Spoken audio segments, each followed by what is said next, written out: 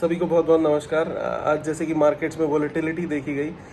और हमारा जो इंडिया विक्स है वो पिछले 2-3 दिन से 15-16% की तेजी पे 16.5 पे ट्रेड कर रहा था। अभी इसका मतलब ये है कि इंडिया के मार्केट्स काफ़ी वॉलेटाइल हो चुके हैं और प्री इलेक्शन में ये ऐसे ही अप डाउन दोनों तरफ की मूव देते रहेंगे। आज जो मार्केट रहा वो 200 की रेंज में अप और डाउन पे मूव करता रहा, मतलब कि जरा सा भी वो ऊपर जाता तो उसी टाइम पे सेलिंग आ जाती थी। तो ये देखा जा रहा है कि आने वाले कुछ टाइम तक, जब तक कि इलेक्शन कंप्लीट नहीं हो जाते, रिजल्ट्स नहीं आ जाते, तब तक की ये वॉलेटिलिटी रहने ही वाली है। और वॉलेटिलिटी इंडेक्स 220 के नीचे जब तक विक्स रहता है वैसे स्टेबल ही माना जाता है, पर जो तेजी आई है पिछले 3 दिनों से इंडिया विक्स में, उसकी वजह से ये कहा जा रहा है कि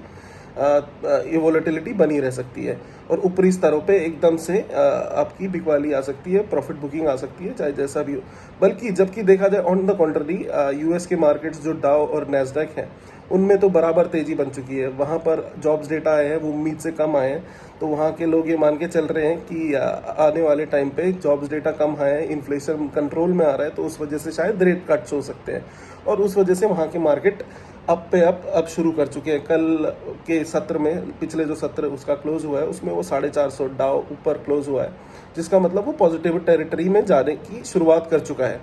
अब बट इंडियन मार्केट्स उसके अगेंस्ट में बिल्कुल ही उसका साथ ना देते हुए अपनी अलग चाल चल रहे हैं, ऊपर खुलते हैं और नीचे की तरफ अग्रसर हो जाते हैं। आज ऐसे ही हुआ, आज भी मार्केट करीबन 70-80 पॉइंट ऊपर खुले और वहां से एकदम से फिर से गिरावट, तेज वाली गिरावट देखी गई, फिर से थोड़ा सा ऊपर उठे और जैसा मैंने पिछली वीडियो में कहा था वो लगातार नीचे आने की कोशिश ही करते रहे।